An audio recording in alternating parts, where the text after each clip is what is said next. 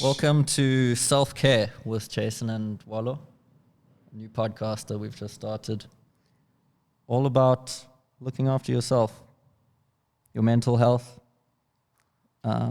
your spiritual well-being, your the alignment of your chakras, and the best way to burn incense. Really?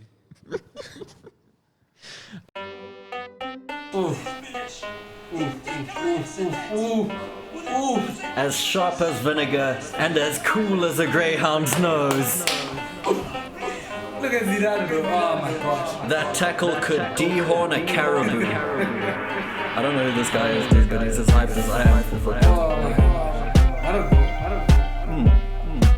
Cracker. So I guess, welcome to the second half. Third of second. We weren't good at maths in high school. But here we are. Walo, part 2, dude. It's been fucking weeks. It has. It's been weeks. Literally. It was supposed to be days. It was supposed to be days. It was supposed to even be day, to be honest. Was it supposed to be the next day? I don't know. I think we did it on a Friday, so probably not. It was going to be like the Monday or something. Yeah. But basically, to fill the listeners in, Linde is no longer with us. He has unfortunately contracted COVID-19 and passed away in the night. So, RIP. But the good news is we've got a new guest who is now our new co-host. You saw him in the last episode that we didn't finish due to corona-related complications. But now that we've managed to sacrifice, someone to the corona gods, things are back on track. Linde is still with us, by the way. Linde is still with us. He hasn't died. He is just having to isolate. It's a whole long story, but basically the show moves on. Linde will be back. For now, it is myself, Herc, and Walo. We out here. Yes, We out here. Herc, give us a bird call there.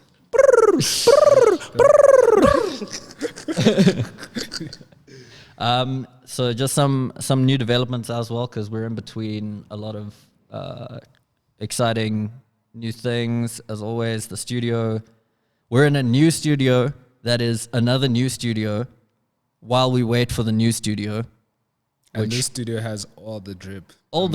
I wish you guys could see it, but we're in a transition phase, so we're only in your ears this week. A drippy transition phase. A drippy transition phase. I will put some pictures up though. I'll put some pictures up when we post the episode. Yeah. That would be good. So the homies can see.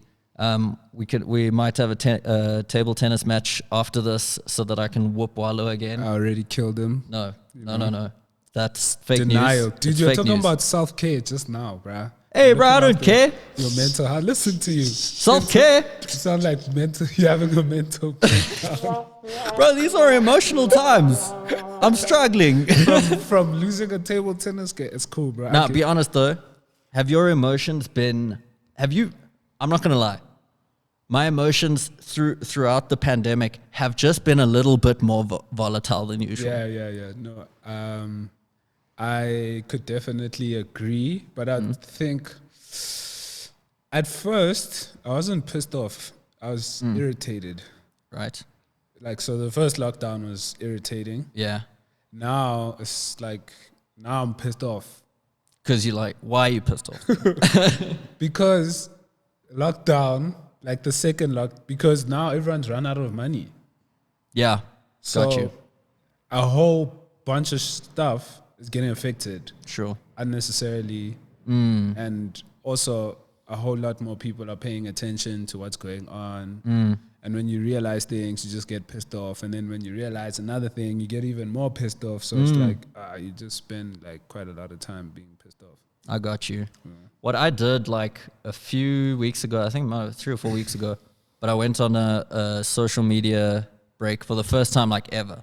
I've never really Because I'm also like, oh, whatever, dude, I don't need a break. Like, let me just manage myself the whole time. But it got to a point where I was like, all of this is too much. Like, I actually don't want to hear what's going on all the time. I feel like it could be, I felt like then it was affecting just my state of mind generally. So I was like, let me dip out of these things. And then I came back a week later. Dude, it was a great week. I felt no regret at all. Like, I wasn't wanting to go on Instagram, nothing at all. Facebook, I don't even touch, but for years. Facebook's hard to let go of, man. Really? Dude, I feel like Facebook is where it's at for me, personally. Really? Like, I'm on Facebook that's so crazy. more than I am on IG and Twitter. Hectic. I'm on Facebook, hectic. Like, Facebook, I don't know what it is about Facebook, but it just seems, it's way more fun. Mm-hmm. You know, Twitter has a lot of rubbish, and then IG is like just pictures and filters, and my life's better than yours because everyone's posting the best version of themselves at that specific time. But Facebook's like just a fucking party, dog. Oh yeah. Yeah, it's a comedy club. It's like the non-dingy version of Twitter. Yeah, it does. Facebook does get dingy. Don't get me sure. wrong. Like, it's still social media. Bro, So I it saw a does get post on dingy. Facebook the other day that finished me, right? So on my neighborhood group, I went on Facebook for the first time. I didn't even know that I didn't have the Facebook app on my phone. That's how often I go on Facebook. Oh, shit. Like, I didn't even know. So you had to go download first. I had to download it. I was like, yes, I don't go on this thing at all. So I go on the one neighborhood group for my neighborhood, and I see some ladies made this long post about, like, they had a fire at their house and they called the fire station. No one answered. What? Apparently, then I checked the comments, like, The Midrand fire station. yes, yeah. So there's like a bunch of people commenting saying there's no fire trucks at this fire station, like, ever. So your best bet is to call, like, Lone Hill or some other place.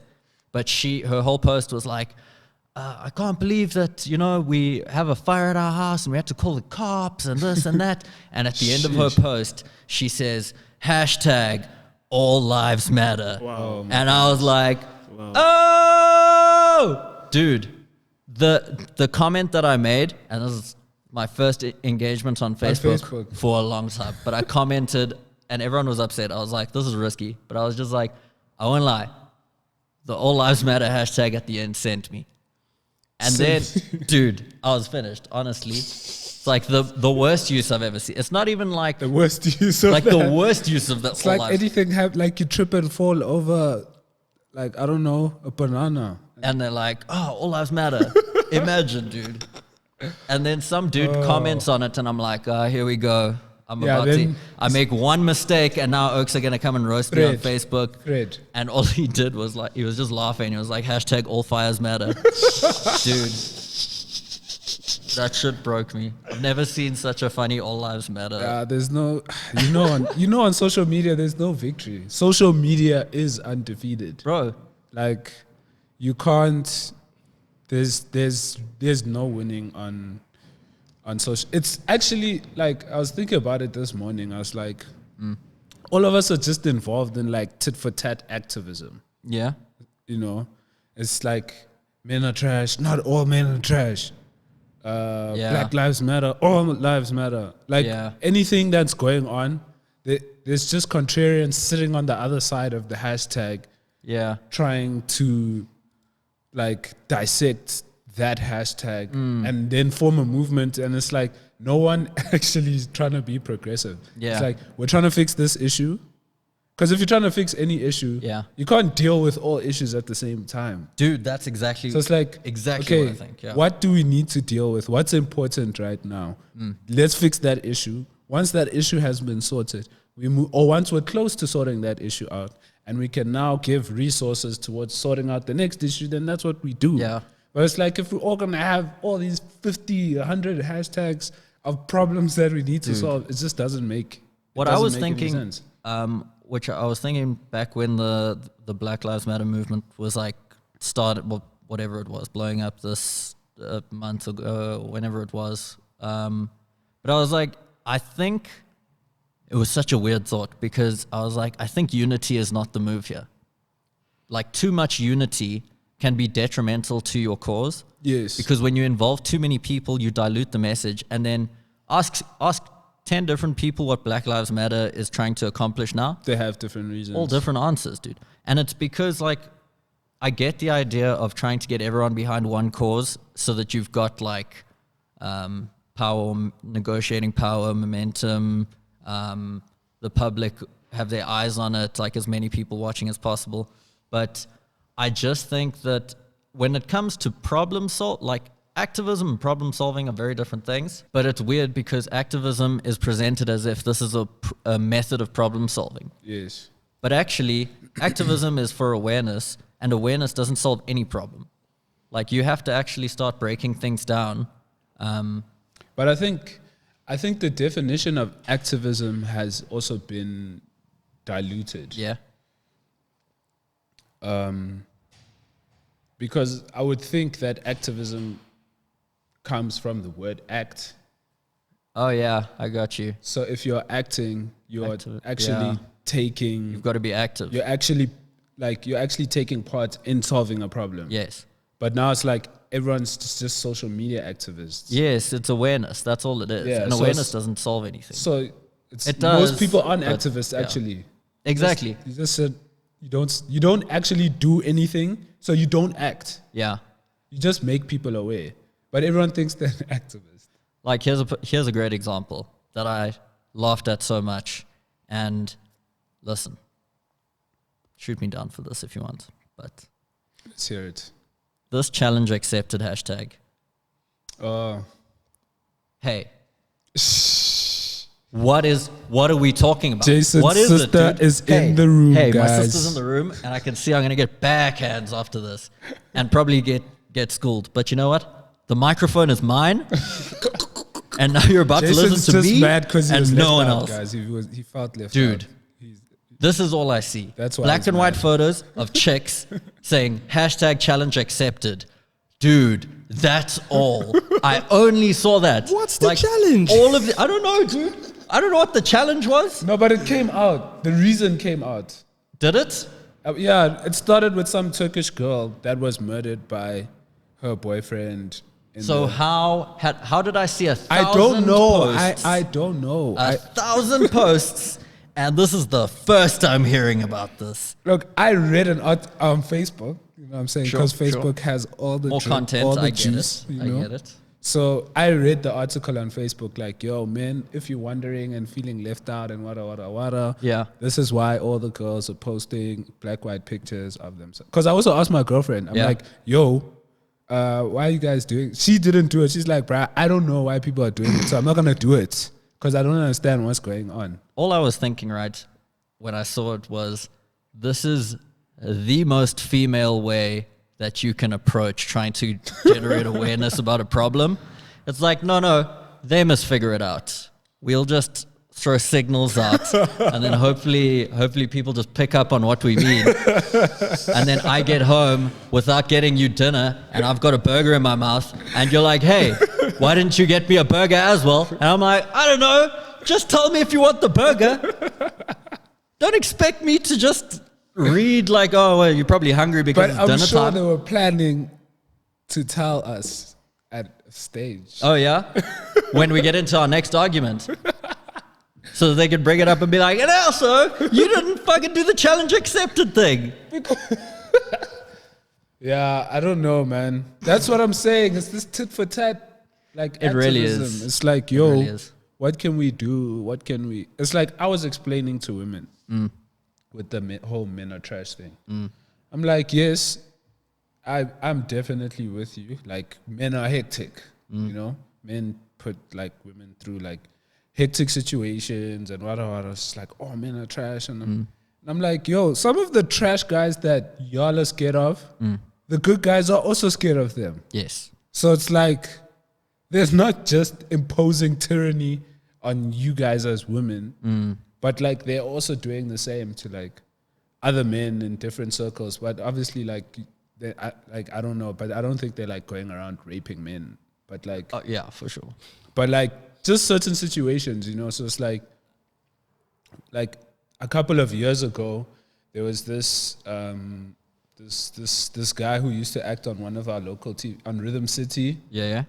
He got killed because there were these two ladies that were getting mugged, and like he stepped in to try and stop the situation, and those guys like end up killing him.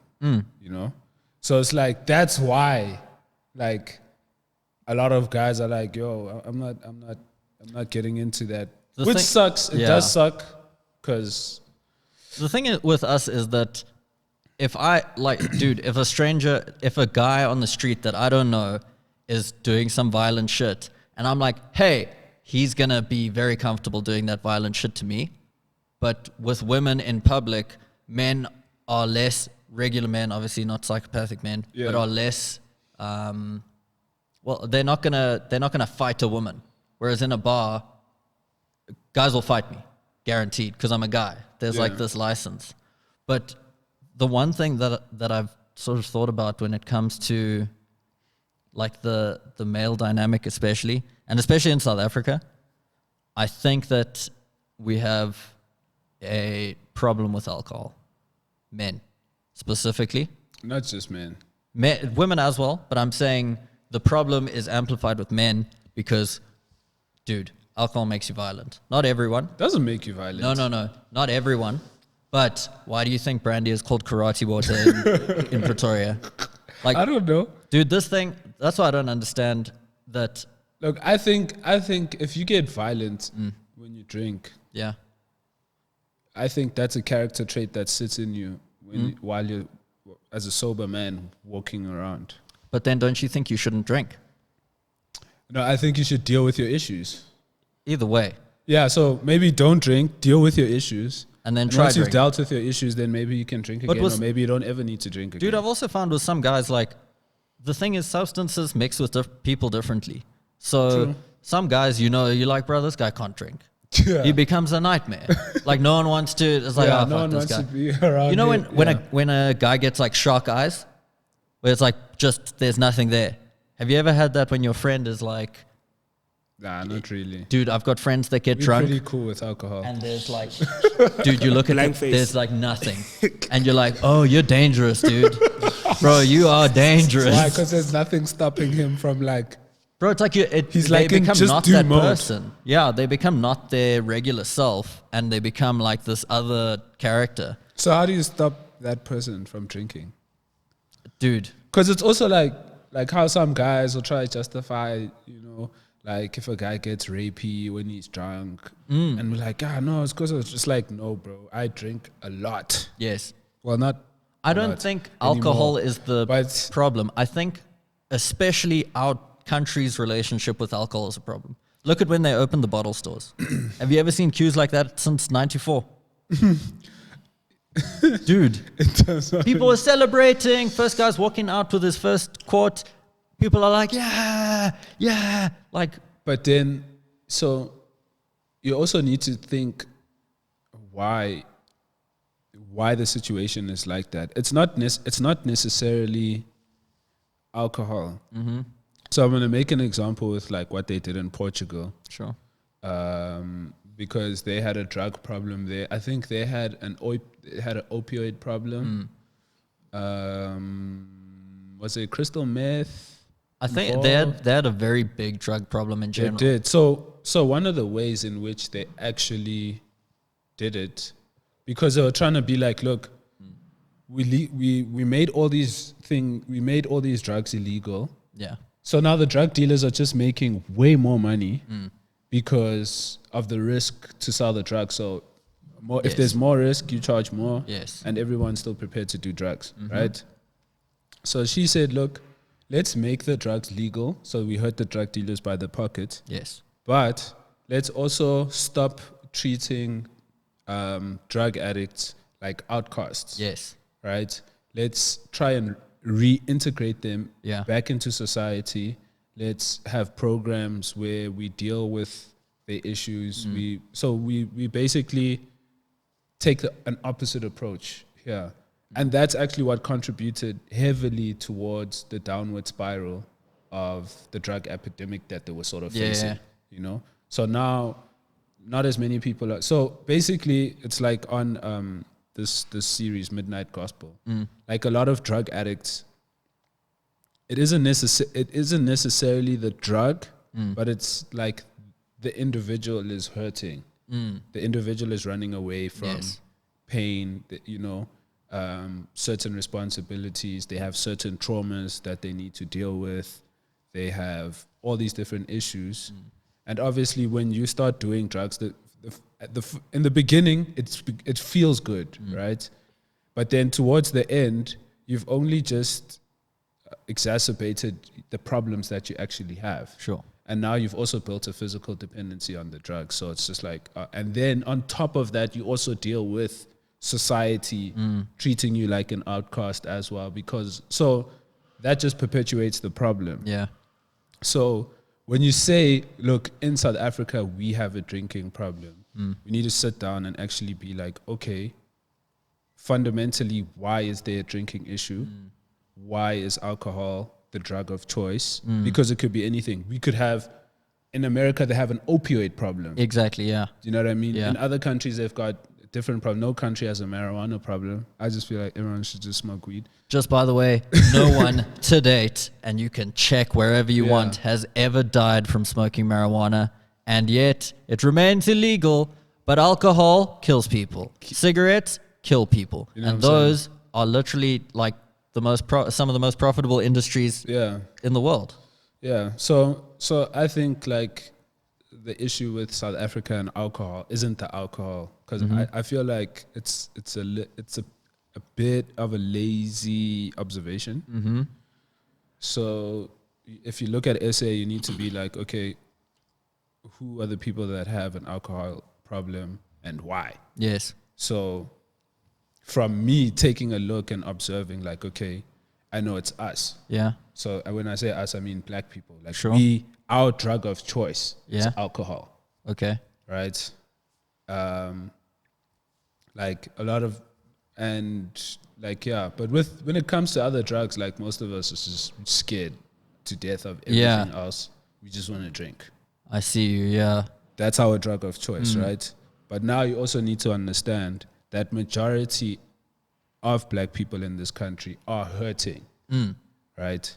And like there's so, like, I think a lot of people don't understand the dynamics of being black in SA with all the different influences pulling you from different sides, So there's those issues, because you also have to remember 80% of SA is black people, but 80% of the country is also poverty. Yes. Right? Yes. So there's a whole bunch of issues that that people are still hurting from, even though it's in the past. A lot of those people are still alive. And you know how it is. Hurt people, right? So it's all this passed on trauma through that's being passed on in different ways. It's all these different issues. Yeah. It's like you wouldn't experience this. Let me give you an example. Like if you go to your cousin's house or your grandmother's house, you're not going to the hood. Nah. Do you understand? Yeah. Or you're not going to the village. You're not going to the township. Wherever, Do you understand? So in most black families in SA, if you're in the suburbs, 9 times out of 10, your parents are the only one out of all their siblings to make it out of the village or the township. So that in itself brings a certain dynamic. Okay. Right? Most of the time, the same parents are also looking after the ones who are coming after them, or their siblings, kids, whatever. So that's a dynamic. There's a dynamic of guys from the township versus guys from the suburbs. Yes. That the dynamic is different. There's a difference of languages. Yeah. So, for instance, my father's Tonga, my mother's Pedi. I know how to speak Pedi. I can hear Tonga, but I can't really respond. Got you, yeah. I went to an English school, Do you understand? So it's all these things that people have to deal with in different areas. And then I leave, because I went to school with you, I leave Christchurch, go to varsity. Yeah. Different dynamic again. Yes. So it's like, I thought life was going to be like this. Now it's like this. And we're all together now from all, so when you go through those, when you actually observe and look at people and understand the issues that they're dealing with, from where, what's causing those issues, and what's also exacerbating the issues between, that's when you start to be like, oh, okay, this is what we need to deal with. This is what we need to deal with. This is what, it's just all that pain, all that, all those different influences, all those different pressures lead to alcohol being the drug of choice, to just like, fuck all this shit. I think also addiction is something that people don't understand properly. And you get certain drugs, your heroines, crystal meth, I think, as well, that are physically addictive, where you have it and the chemical is addictive to you. Nicotine is like that. I think alcohol, I don't know if alcohol is socially... Some people, like extreme alcoholics, yes, will suffer withdrawal. But a lot of addiction is like a mental addiction. Yes. Where it's like you're saying, it's a coping... alcohol is a coping mechanism for a lot of us. Like, yes. For me, it's not. I smoke weed. I've always found it so difficult with alcohol because, like, listen, don't get me wrong, your boy's been drinking. Like, I just don't. And, especially after high school and stuff, we used to go and party, and we'd party hard, and I'd drink a lot. But I was always the guy that was like, let me try and skip this round of drinks. Like, I got a drink already, or like try and get rid of drinks. Like, alcohol for me has never really had like a big pull. The only time that I enjoy drinking is when there's games involved. So it's not really the drinking that I enjoy. It's more the social thing. So for me to understand like how people love alcohol so much is always difficult to start off with, because I'm like, I don't get it, dude. All it does is make me feel shittier the more that I have it. And then the next day, it's the biggest nightmare of all time, which wasn't too much of a problem when I was younger. But now it's more of a problem. But now it's like, okay, hangovers exist. Yeah, I think, but alcohol makes some people feel good, man. It makes everyone feel good. That's why we use it. Yeah. But it's just got so many like negative side effects that I don't think that it should be banned. Drugs. Yeah. Well, it's a drug. That's the crazy thing. That's why I say drug of choice. Yeah. But I mean, I saw as well when Cyril implemented or re-implemented lockdown 3 or whatever. The ban. Yeah, the ban and the curfew. Bro, that pissed me off so much, because I was like, your reasoning here is incorrect. Because the problem was that they were getting too many people coming into the ICU wards because of alcohol-related injuries. But when you ban something and then say, okay, now you guys can carry on, people are going to binge. So every time you're taking this thing away and giving it back, you're going to have the same problems. Binge again. Also, but we've been binging since, because like, I know, like, SA alcohol is what we... I've got like Nigerian homies that are like, yes, so you guys drink. See, I never noticed this until like, I swear, the past few months, where I was like, I think we really drink, like drinking is a big thing here. Yeah, it is. Compared to other places in the world. Nah, in SA, we love to have a good time. And we don't drink like we drink to get fucked up. Yeah, but like think about... don't drink as like a cultural or social... So like, it's social, but... That's what you need to think about. If you're drinking, because it's just like... It's basically make the pain go away. Yeah. So if you're going... I don't drink to get banged. Like, you know, where people have to carry me and I'm slurring my words. Like, I don't enjoy being a fool. Yeah. But like, if I drink, like, it's good time with the homies. We eat food, we drink, we feel good. I get in my car, I go home. No issues. But if like with a coping mechanism, I think it's a little bit different. Not to say that like people are drinking to get smashed, but people are drinking heavy to forget and frequent. Yeah. to forget, I would say, but just to detach from just to like the numb, reality that you're just in. to numb. So here's my thing is, why is it alcohol here? Why is it alcohol? Because here, what I was looking at the other day, going down a rabbit hole of what the Ruperts own and all these guys in South Africa, the Stellenbosch Mafia, I started going down that rabbit hole. But those guys made their fortune off. Quite deep. Yeah, they made their fortune off tobacco and alcohol to start off with. It was some distillery, I forget the name, and then Rembrandt cigarettes, right? Why is alcohol the thing that's being... Because alcohol is a commercially available drug. Yes. That's what I find interesting about this. That probably also contributes to why it's the thing. It could contribute to why it's the thing. Because I feel like alcohol is advertised so much here. Yeah. I mean, even I was driving down Main Road and I was just thinking, because I saw a Castle Light ad or something, and I was like, I wonder what their marketing department is thinking now, like, because you can't sell alcohol. But they're like, we know. We just keep putting money into making sure people remember that there's Castle Light available. It's going to pop off as soon as we can sell it again. Yeah, but they're still making money regardless because there's still a black market. Yeah. And if it's Castle Light's beer, it's still their beer, which means they got Someone their had to money get for it. it. Yeah. You know? Exactly. It just means that they can't sell at the volumes at which they sell. But I think alcohol is like the choice because it's legal, it's extremely accessible, It's cheap. it's cheap. Yeah. You know, because there's different types of alcohol, you know. I think there's also options. like like you say, the availability is such a thing because there are so many. It's almost like there's a framework set up for it. Like shebeens are so popular. Like there's so many shebeens But around. that also contributes to the problem. Yeah.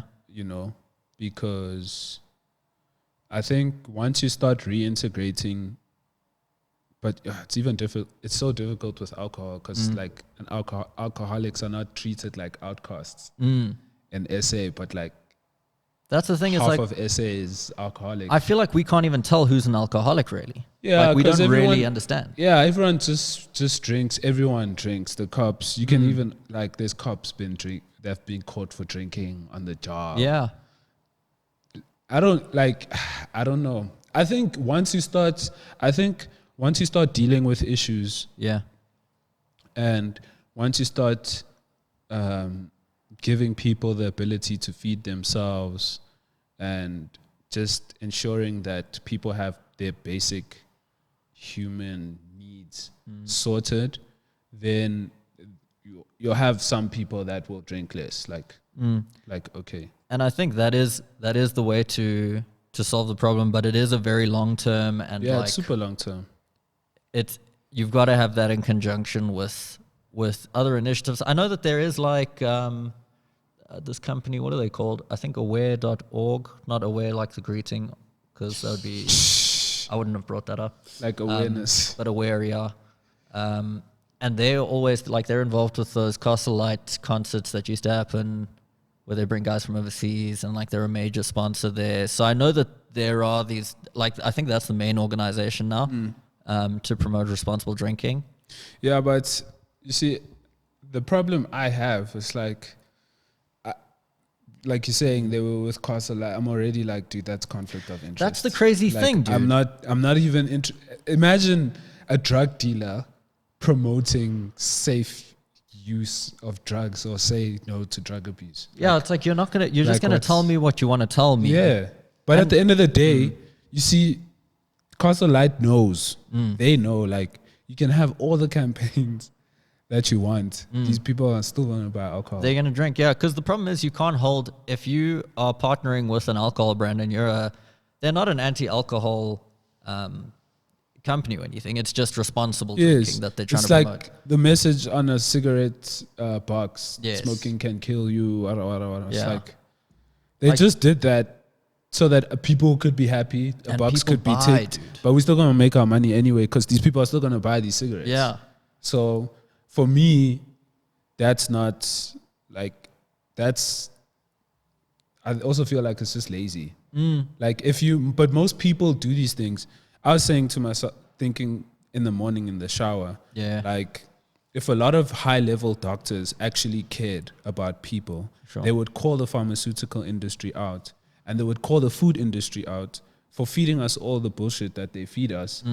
But then I'm like, that's a conflict of interest to the doctor, because if he does that, he's going and start actually helping people, then you don't have patients. Exactly. Now you don't have a job. It's all incentives, dude. You see? Incentives are something that I always try to pay so much attention to when trying to understand why people are acting the way they are. Yeah.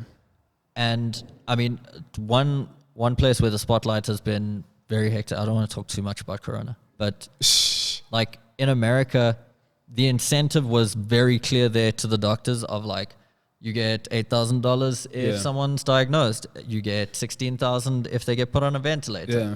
And it's not. That's the thing is, I think that a lot of these like conspiracy type issues where it's like, well, the pharmaceutical industry, the doctors don't want to out them because it brings them more business. Yeah. Like, I just think that it's all due to incentives being in the wrong place. And you can't put it on, oh, this guy's evil, or there's not necessarily nefarious intentions. Like New World Order type stuff. We always like to think, because it seems to be the easiest way to rationalize things, is, oh, there's some evil genius in charge of this, and they're sitting around a table and making decisions like, oh yeah, if we, let's try and make this thing more addictive, or let's try and trap these guys in this way. What if it's a group of people? I would say a group of industries and the industry leaders that are doing that. But I think that it's more just built into the systems themselves. Like, it's almost self-policing. So if doctors in general, like you're saying with pharmaceuticals, the incentive of a doctor who especially gets paid based off of patients that he sees is to have sick patients, right? Yes, his incentive is to have sick patients. Yes. Because he needs to earn. And that doesn't mean that that doctors are like, we need to make more people sick. And it doesn't even mean that they're like, we need to let people get sick. It's just that at the end of the day, your job is being a doctor. Yeah. And your job secures income.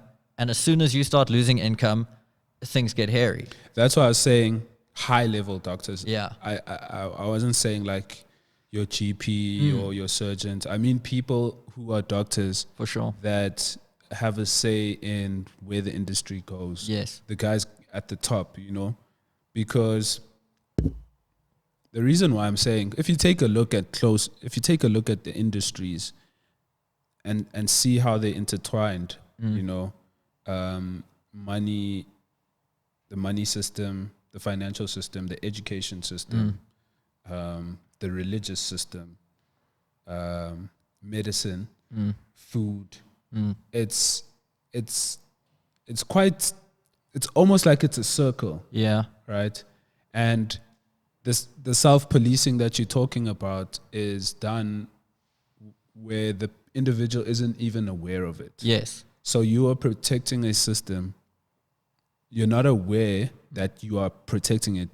But ultimately, it's like, I went to school. Because a lot of doctors can't speak out, because when you see how intertwined they are in the system, it's like, okay, I was listening to another doctor from the States. It's like, look, the average doctor in the States, by the time he's done with his studies, is in student debt, $250,000. Oh, yeah.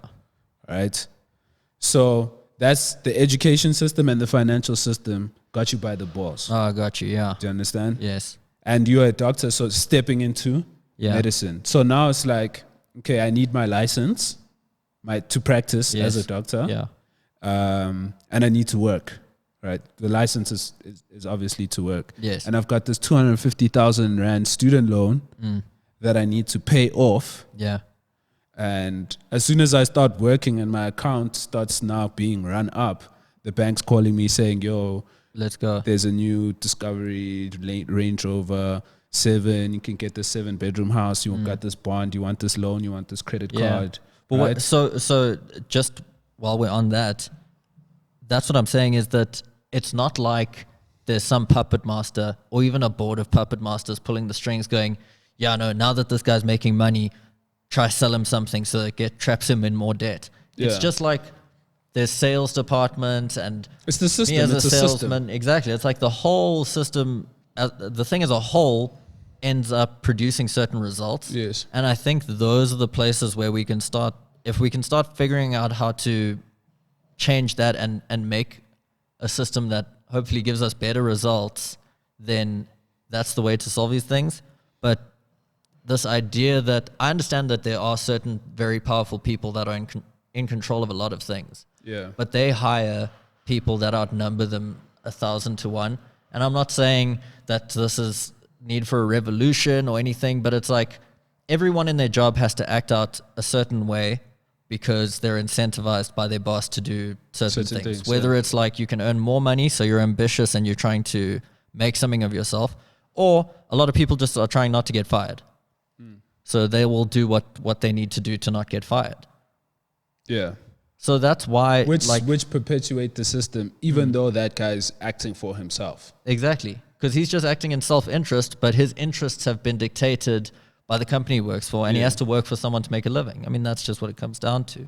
Yeah. I think my most, I don't know, radical solution is like, remember when we were talking at your house, and I was saying to you, like, money actually isn't a real thing. Yeah. And like the actual money that everybody has it's all fake. Yeah. Right. So when you look at a lot of these things, it's like, I don't believe in anymore. Obviously, even though I exist in it. I mean, here I drove here, I had to pay for gas and all of that. You gotta do what you gotta do, yeah. But when you actually look at things, it's like every single thing in the world is free. Nothing actually needs money. Nothing, absolutely nothing actually needs money. Yeah. Right? So if we start there, and then if you go to food, if everybody eats what they're supposed to eat, nobody getting sick. True. No one's getting sick, because you get sick because like 90 is because of what we're eating, you know? So, definitely. And if nobody getting sick, no need for pharmaceuticals anymore, they're gone. Now it's like, okay, what do we have left? Yeah. We have the education system. Okay, what are we being educated for? To go have a job for money, but money don't exist anymore. So we don't care about money. The crazy thing, like, I can entertain the no money situation, right?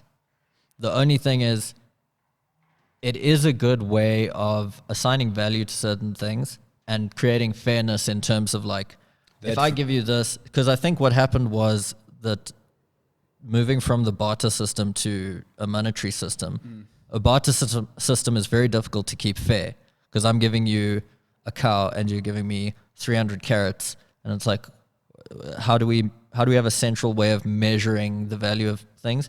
And it's definitely not worked out perfectly, because some stuff is like super overvalued and undervalued. So it's a difficult thing to try and maneuver when you don't have some kind of, like, okay, we all accept that this stuff. That's why gold, I think, was a good move, because it was like, there's 1,000, just call it 1,000 gold bars in the world. Yeah. That's all that there is. So now you'll have a certain amount of that, and the value is like universal. So you could go to anyone and they can rely on, oh, okay, 1 gold coin equals this much of my product. So I do think that some kind of, I don't know, I mean, a barter system has failed once, so I'm sure that it's not necessarily the way to go, but I think there are valuable lessons from it. Exactly. I mean, it's still a bartering system now.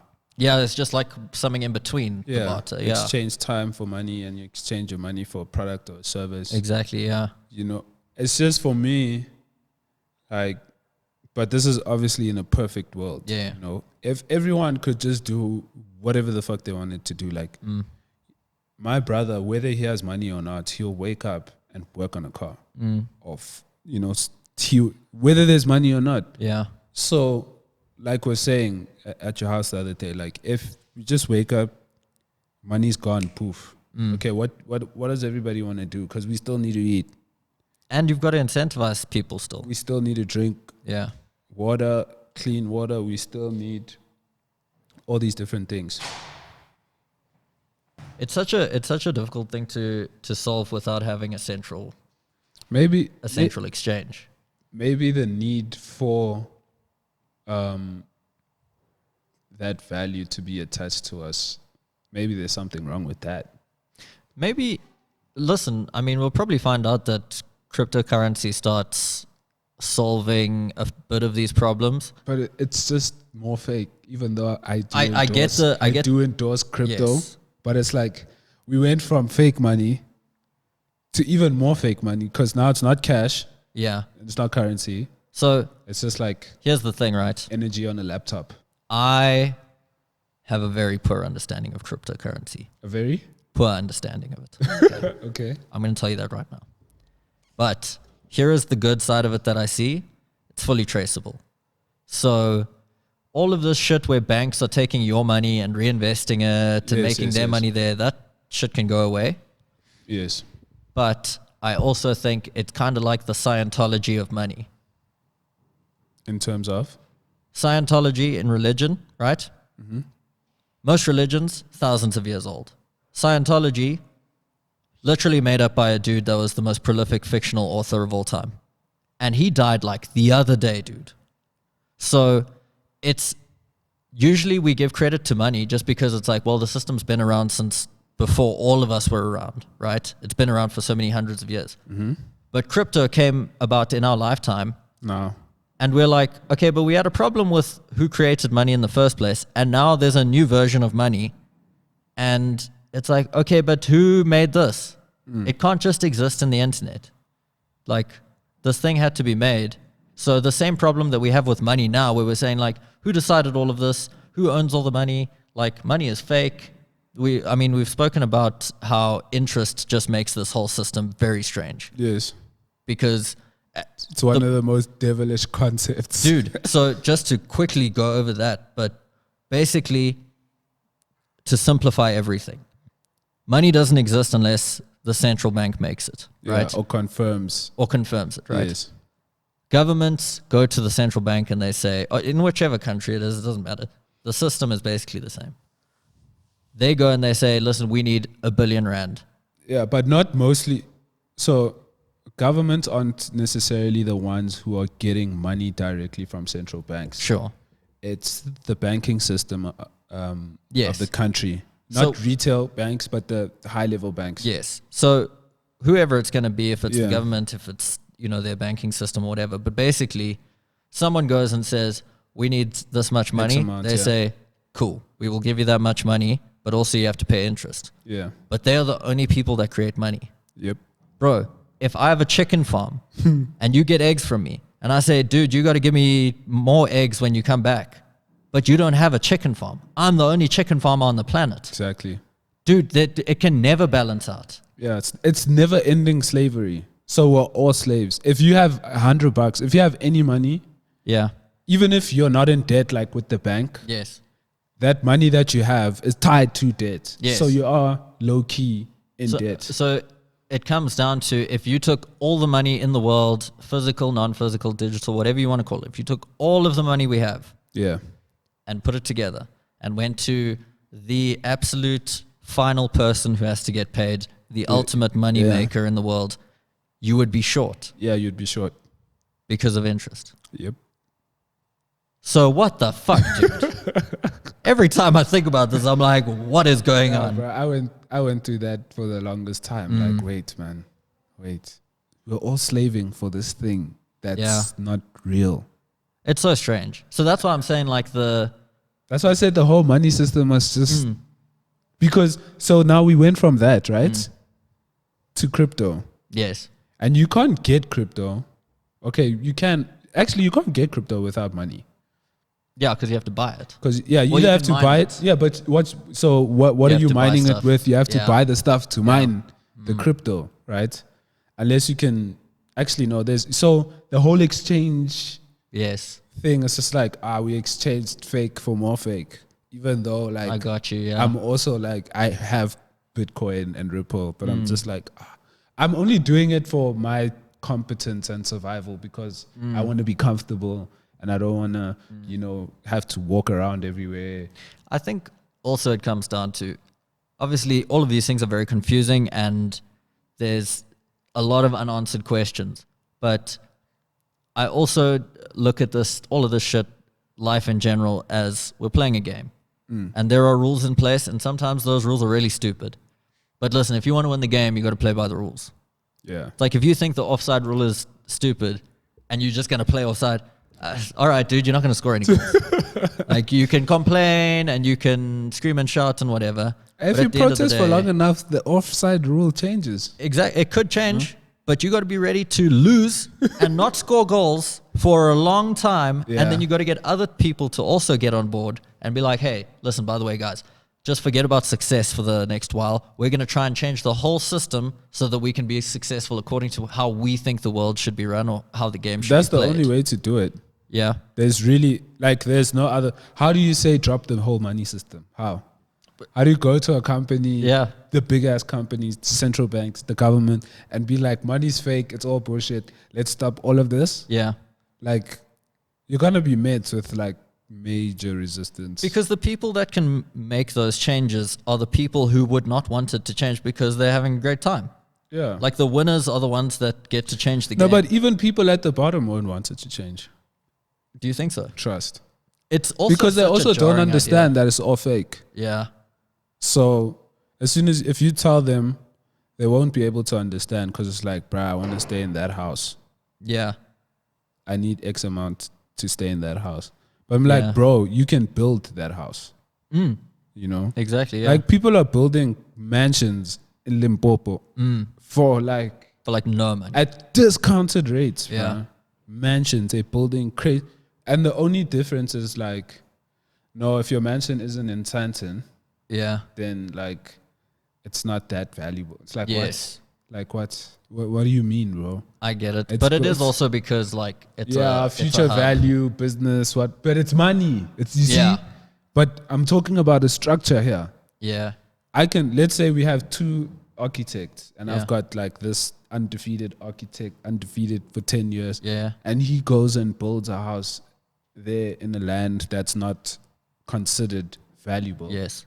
And then the other architect that's never won a game builds a house here in Sandton. That guy's house going to be more valuable in Sandton than the amazing architect's going to go build a fucking dope house in dope house. Yeah. So it's that to me is stupid. But I understand that it's in a hub, it's money. Yeah. It's going to grow. It's next to this mall. It's next to this hospital. But there's always going to be more valuable places to put your house as well. Even without money. Until when all the land is done. And then when it's done, it's how high is your house now? Yeah. So. But I mean, even things like say cities weren't a thing because money, say all of... Cities wouldn't be a thing. Yeah, because I mean, it's more in order to sort of group resources and make things more efficient. It's cheaper for you to human resource get to work, etc. Yeah. But even if we weren't living like that and I wanted to build a house, bro, I'm going to look for a very nice place. Whether it's, if I want to farm, then I'm going to look for a place with dope soil.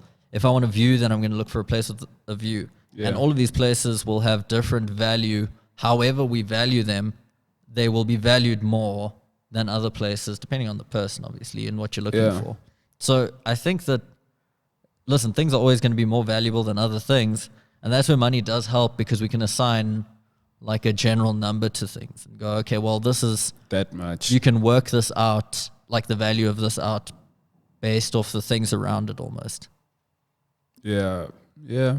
But I mean, so now I've had personal experience. My old job, I used to basically do feasibility studies for fiber network rollout. So all of these fiber to the home things. For Joburg, I was the one looking at, okay, where do we go next? What's the most, likely to be the most profitable? And it's quite a shocking thing, because so you've got to base your decisions off of something. And these businesses look at data, because you've got to look at numbers somewhere, right? So they were looking at average household income numbers, right? Mm-hmm. Based off of census data 10 years ago, 2011, because that's the last time census data has been, census has been conducted. I think they're doing it now in 2021 again. Right, next year. Yeah. But now the problem with that probably is postponed because of lockdown and corona. I think so, but I think they're making a plan. But either way, right? You're using this old data in a developing nation. So, I mean, Midrand was such a big case that I was screaming from the rooftops, like, guys, you need to get in here. Yeah. And they just kept looking at the numbers and going, it doesn't make sense. And they were looking at numbers from 2011. That's the crazy thing. And you saw the growth, like you were actually seeing I can see, obviously, it's a hometown thing as well, where I'm like, I want to try and, but I mean, look, this was 5 years ago when I was saying it, and look at Midrand now. It's like already booming.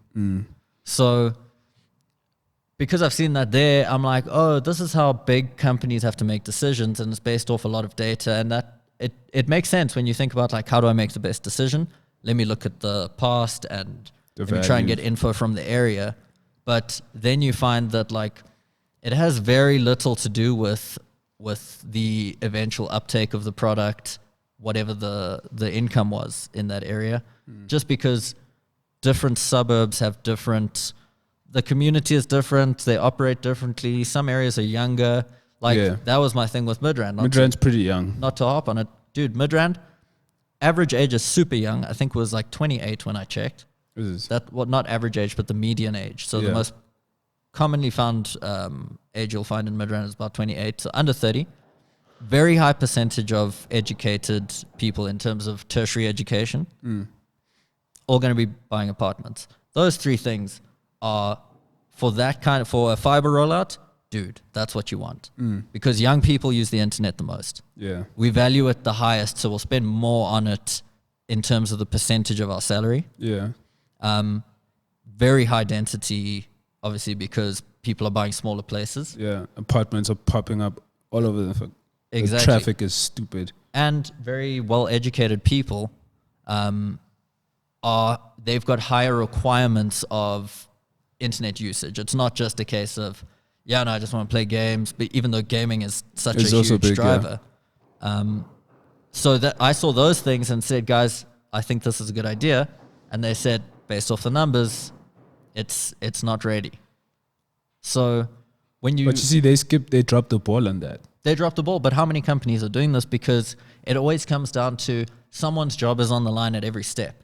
So for me, I can see all of this, but at the end of the day, I'm incentivized to work within the rules these guys have set for us. So that's what I'm saying is, like, once you get to these very large corporations and you're trying to move a lot of people and direct them, you have to implement structures.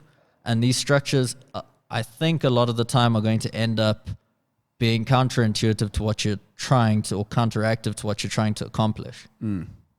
But now, in that situation, I'm just thinking myself, if I'm CEO of a company and I'm now seeing the big drop, it's like I now need to look at my team and be like, yo, why did we miss this? And then someone sitting at the board will be like, Jason from what department was trying to get us on it, but we wouldn't go because the numbers didn't make sense. Now it's like, who said the numbers didn't make sense?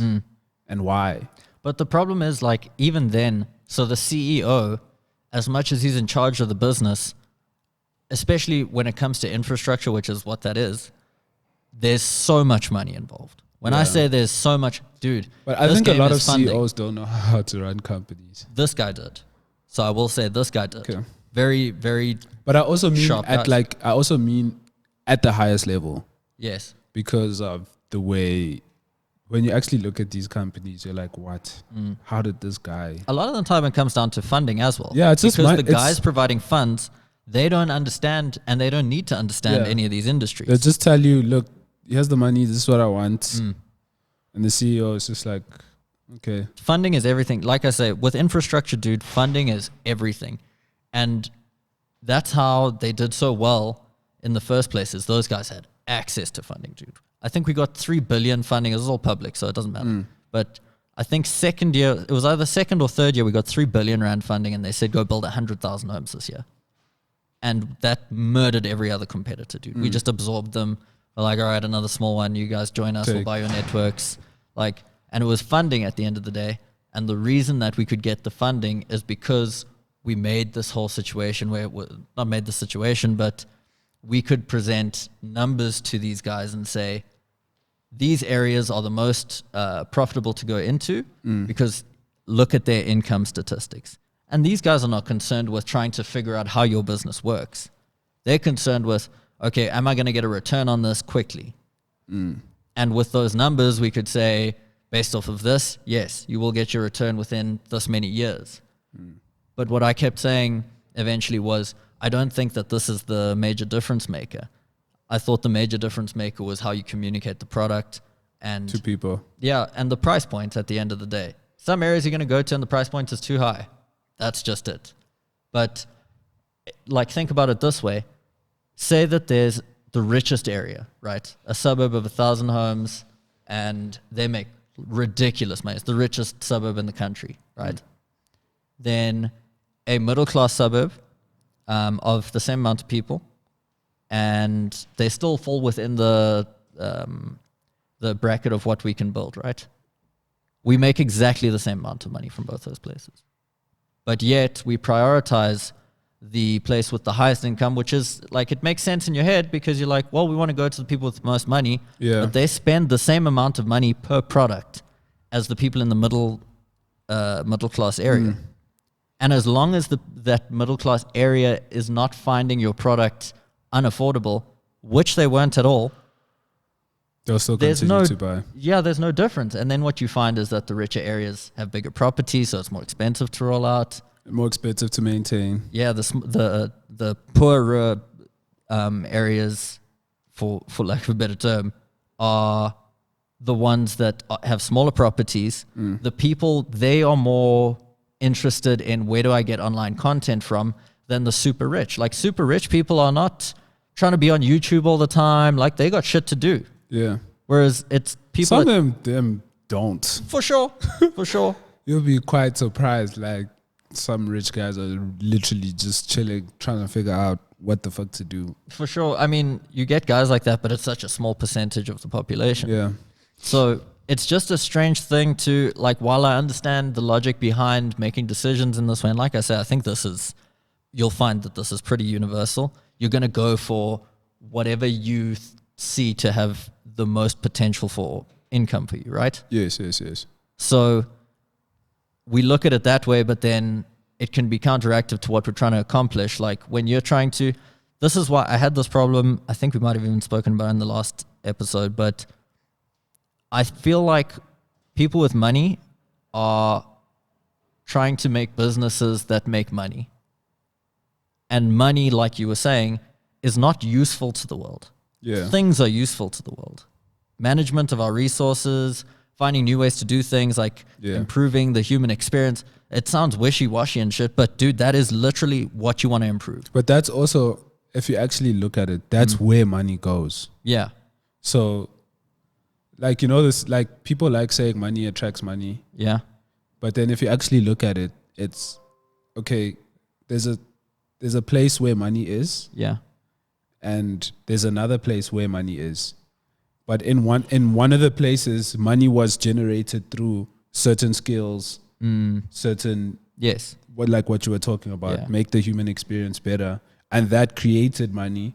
And where all that money was sitting is now attracted to that. Yes. So they're willing to put in more money into that because of all those things. But then I think at the highest level, it just ends up getting diluted. Like my brother always says.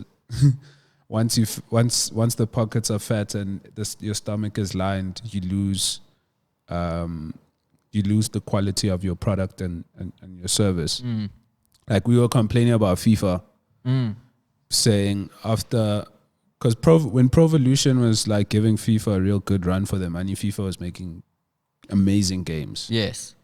And then once FIFA became the top dog globally, it just stayed where it was. Drop the same game and make many changes, and really, like, it was about stats. Then they go, we make all our money from Ultimate Team, so we will update Ultimate Team so that people stay there. Yeah, dude. So that's the fat cat at the top who was once great, but now no one's putting any pressure on him. Yeah. So he's got no reason to develop. That's why, like, or get better. I feel like if we could just get to the point where the majority of people are trying to make a success of themselves in order to solve a problem in the world, not to get rich. Like, you should want to get rich in order to have more opportunities to change how things are and improve things in the world. It sounds so philanthropic, but I mean, what else are you trying to do, dude? I don't know. Us Jeff Bezos. Like, that's what, like, how rich do you want to be? Like, Jeff Bezos got $100 billion. That's the crazy thing, dude. It's like it's simply too much money. Yeah. But not to say that you shouldn't have that amount of money. It's more about, from my perspective, it's more about how do you use this in a more effective way? I was actually reading this article on Facebook. Once again, Facebook got all the source, bro. I'm not interested, dude. I'm telling you. But anyways, they were basically talking about how billionaires shouldn't exist. You should. I've seen that, yeah. I've seen it, and I was like, well, not that specific thing, maybe, but yeah, I've heard this. I don't know. That makes me nervous. You know how I am. I want money. Yeah. No, like I want. But when I was reading it, I was like, damn, because they broke it down, like the reason why I had never thought of it like that. But also the way I want to make money is I don't want anyone. I don't really want people working for me. Okay. And I don't want to work for anyone. Yeah. So if I make $1 billion, I didn't exploit nobody. Yeah. Like. But you don't make $1 billion without exploiting people. See? So now that's what the article was alluding to, and they're breaking down a whole bunch of different stuff to say there is no way that all these billionaires get to $1 billion without exploiting people, without using the law systems to their advantage, without funding presidential campaigns. So now it's like, okay, literally everyone at the top got there by using all these things to put themselves in that position, and that's why they shouldn't be a billionaire, because literally nobody has made it to that level without doing it's like any impossible. one of those things. And that's why I was like, oh damn. But then you know how I am. Like, my challenge is like, okay, I'm gonna make $1 billion without doing all that shit. Yeah. And then, but that's the thing, is I really do believe in the competitive side of it, where it's like you should be able to make as much money as you can make. If you're the best, dude, make as much money as you want, in my opinion. Because I don't want to cap people, because that takes away like drive or ambition or whatever. Like, we want to improve as fast as possible. yeah. And that's why that's the main reason I really like a capitalist system, is because it's like, dude, you can make as much as you want to make. Like, you can be as big as you want to be here, and your efforts and stuff will translate into reward.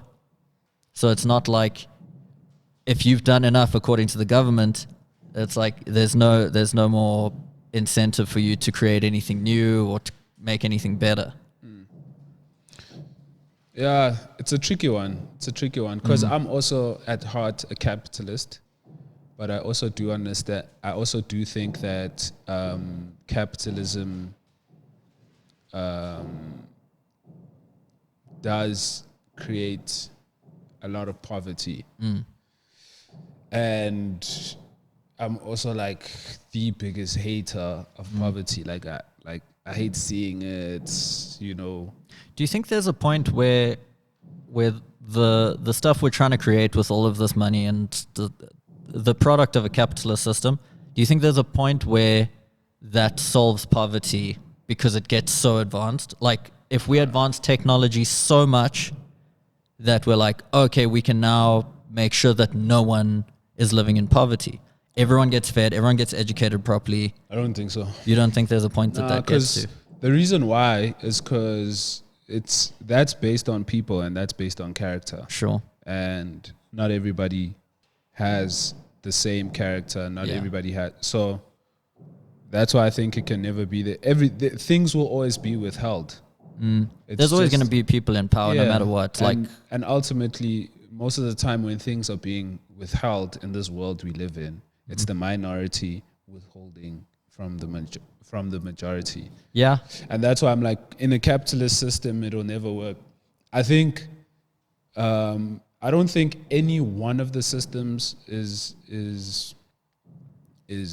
pure.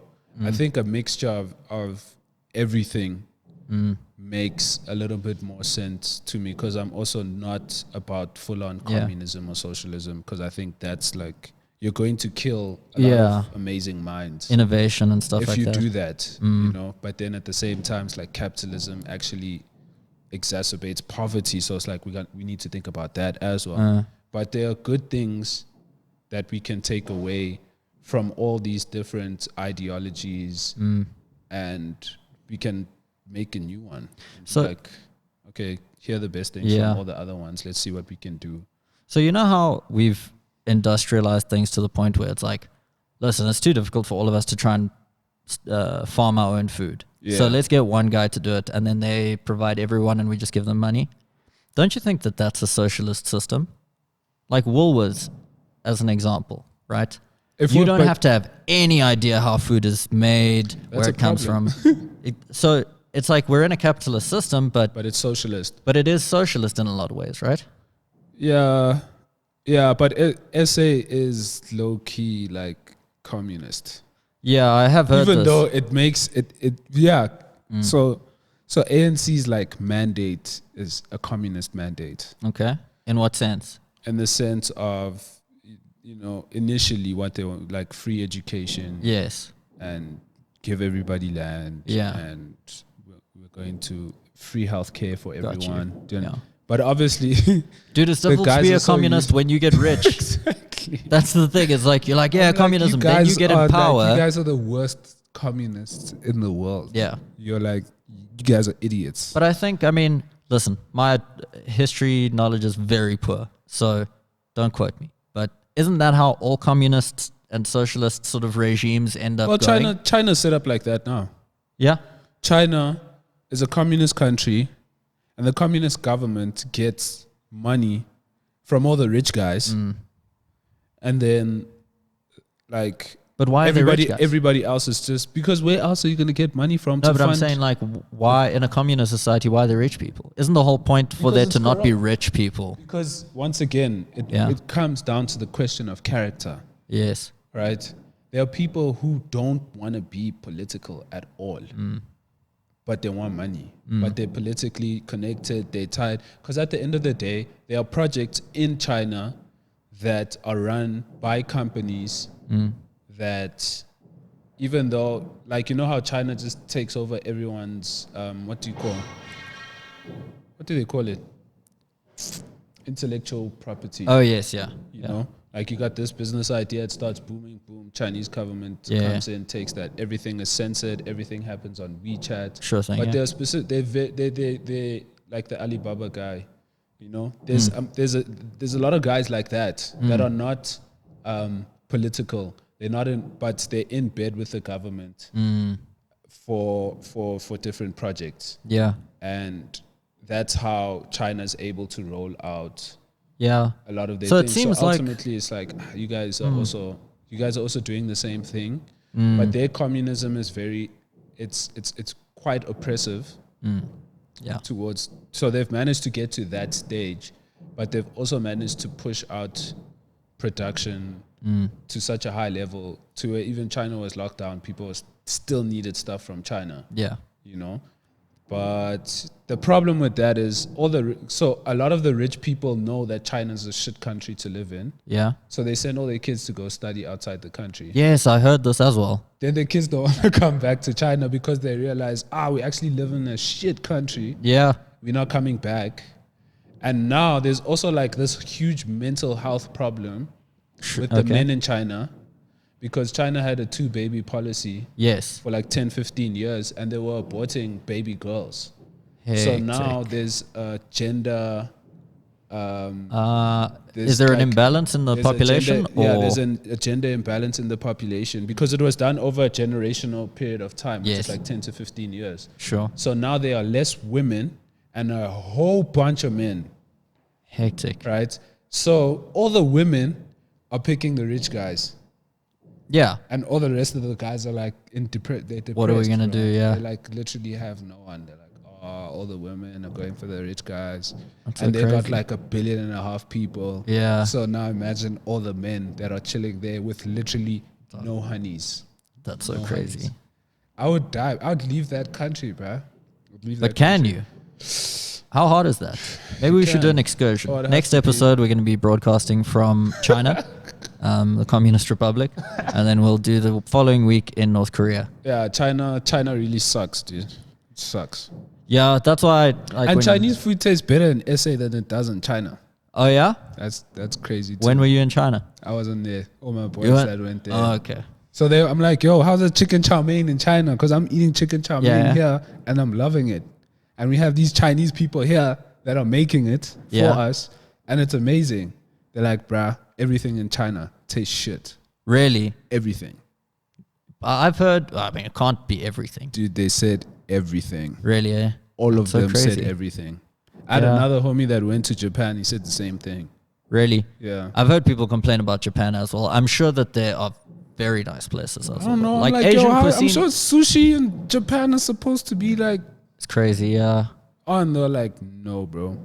I suppose it becomes really commercialized in a Western society. That's what I think it is. That's what I think it is. Because when Chris Brown came here and ate our KFC, like he spat it out. Really? Yeah, it was like, this is disgusting, sis. And it's supposed to be like a chain. And then Rick Ross had Nando's and lost his mind. He was like, this is the best thing ever. Exactly. So it's just like, dude, remember when we went to Argentina? Oh. And had the McD's there and we're like, what is this? This is some bullshit. Yeah. But then we had the Burger King and we were like, this is our life changed forever. Yeah. Same thing. I don't know how food is even supposed to be different. Like, if you're frying something, it's supposed to be the same. Especially when it's in a chain. Every fucking country you're in, like, I'm frying chips, bro. Yeah. Why does this shit taste like this? And don't they have like the same distributors and factories and stuff? Bro, the KFC in Australia looks amazing, bro. Really? Yeah. That's so crazy, yeah. They have a different menu. I understand that. Like, I know KFC looks way doper than ours. We got some bullshit. I don't even eat KFC anymore. Yeah, I've seen like the Indian KFCs have like what did they have? Oh no, it was an Indian McDonald's. They had the Maharaja Mac or something. Come on, bro. But it makes sense, I suppose, if you're gonna be you Must need be to spend a whole lot of time on the toilet after that, though. what, after going to India or the Maharaja Mac? Maharaj, I don't know, bro. You know Probably that curry, both. bro. That curry. It's like we have streetwise pop now with KFC. Yeah. You're not getting that in Exactly. America or the UK. So it makes sense why chicken chow mein in China could taste like shit. And I think that is probably the most important conclusion we've come to in this episode, is that South Africa produces the #1 chicken chow mein in the world, possibly. Well, I'd have to go to like all that, but I'm sure we're up there. I think we're up there. All right. Top 5. I put money on that. Well, listen, we are solving the big problems here at Second Half Podcast. We're happy to be a service to all of you listening. Shout out. Walo, it's been real. It has been It's been real. a fun episode. Well, it's been an interesting episode. Yeah, we'll be back next week. So we're going to try release on Fridays so that you guys have some consistency. We're on all the major platforms, Spotify, Google Podcasts, Apple Podcasts. We are on SoundCloud. We're on if you want to go there. YouTube, obviously, we're also there. So, yeah, wherever you want to listen to us or see us or whatever, you can find us there. And we appreciate all of you. Don't forget to like and subscribe and do all of those things. It really helps us grow this channel and this podcast so that we can bring you guys more incredible, riveting, and insightful content. The drama. Sound like a WWE commentator. Oh my God. Oh! It's the Stone Cold Stunner. Dude, don't get me started. Anyways, it's been real. This is the second half. We are outie.